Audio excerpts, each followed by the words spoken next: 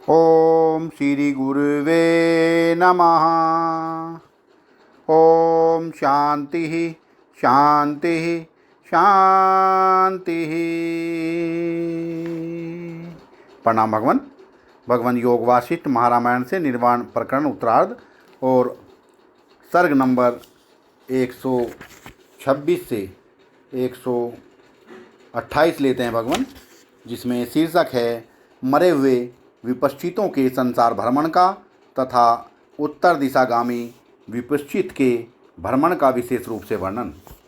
श्री रामचंद्र जी ने पूछा, मुनि श्रेष्ठ, तदंतर वे विपश्चित उन दिगंतों में तथा दीपों, सागरों, काननों और पर्वत भूमियों में जाकर क्या करते हुए निवास कर रहे हैं?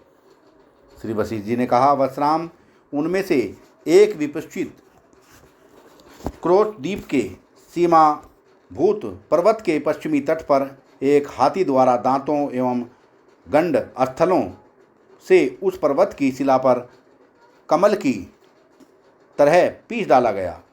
दूसरे विपश्चित को, जिसका शरीर क्षत विक्षत हो गया था, एक राक्षस ने आकाश मार्ग से ले जाकर समुद्री वर्ती बड़वानल में झोंक दिया, जिससे वह वहीं जलकर भस्म हो गया।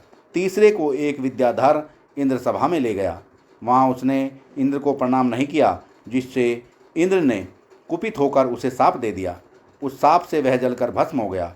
चौथा, कुशद्वीप की सीमा पर स्थित पर्वत की तलहटी में बहने वाली नदी के कछार में बड़ी सावधानी से जा रहा था, परंतु किसी महाबली मगर ने उसे उसके 8 टुकड़े कर दिए और वह मर गया।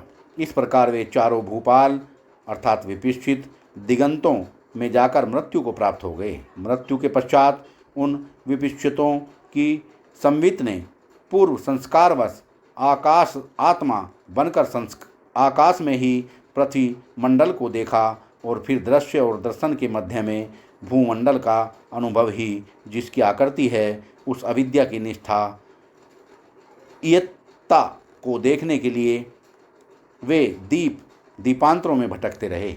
राघव, उनमें जो विपश्चित पश्चिमी दिशा की ओर चला था, वह 7 द्वीप तथा 7 महासागरों को लांघकर घन भूमि अर्थात पूर्वोक्त स्वर्णमयी भूमि में जा पहुंचा। वहां उसे भगवान जनार्दन के दर्शन हुए। फिर उसी भगवान से अनुपम ज्ञान अर्थात ब्रह्म विद्या प्राप्त करके वह उसी स्थान में 5 वर्षों तक समाधि अधिस्थ हुआ बैठा रहा। तदंतर वह देह का परित्याग करके निर्वाण को प्राप्त हो गया।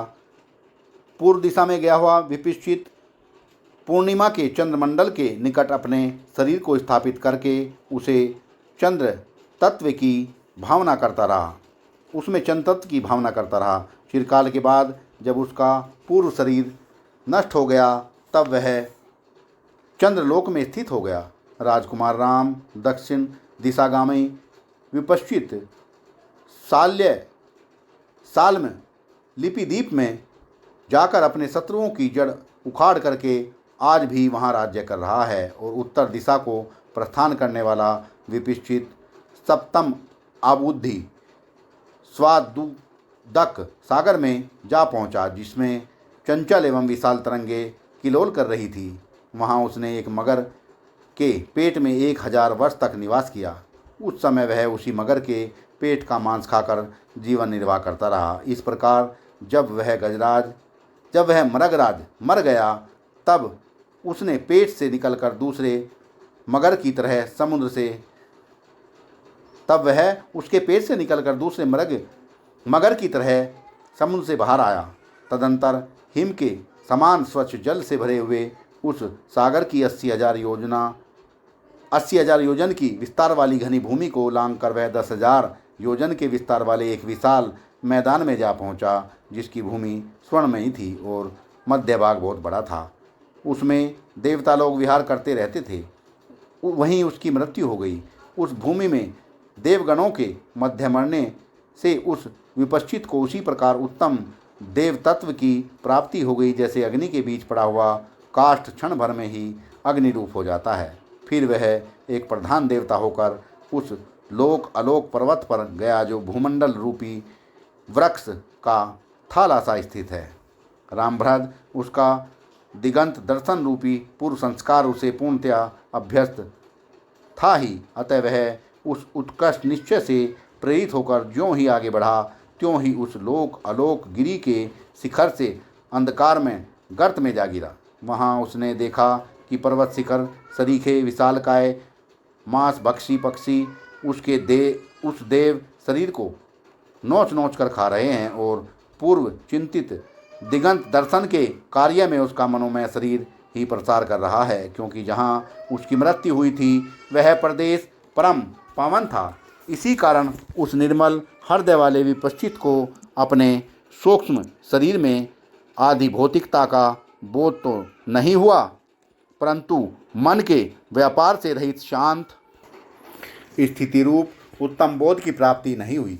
उसे तो आतिवाहिक शरीर का ही विशेष रूप से ज्ञान था। इसी कारण उसने अपने मन को आगे बढ़ते हुए देखा।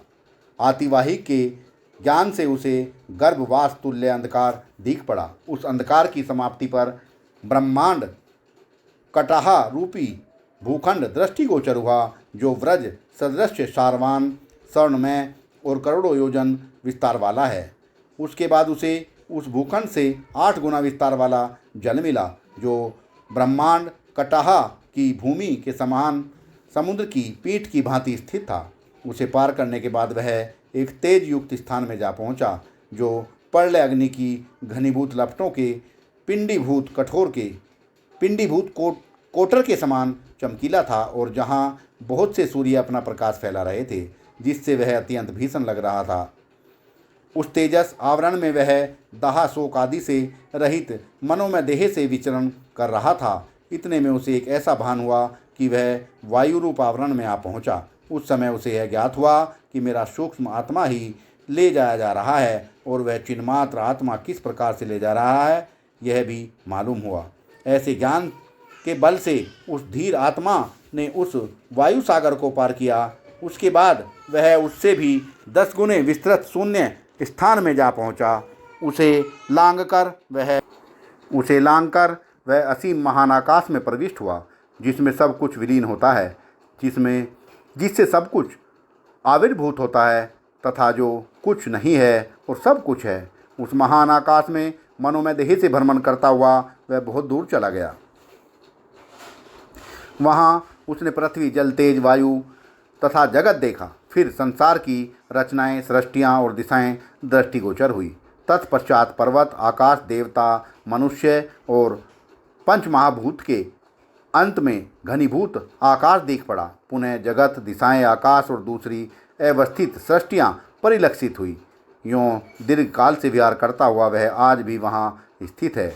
चिरकाल से अभ्यस्त हुए अपने जगत सत्यता रूप निश्चय से वह विरत नहीं हो पा रहा है, क्योंकि अविद्या का अंत तो है ही नहीं, किंतु जब उसकी सत्यता जान ली जाती है तब वह भी ब्रह्मरूप हो जाती है। वास्तव में तो पूर्णात्मा ब्रह्म में अविद्या है ही नहीं।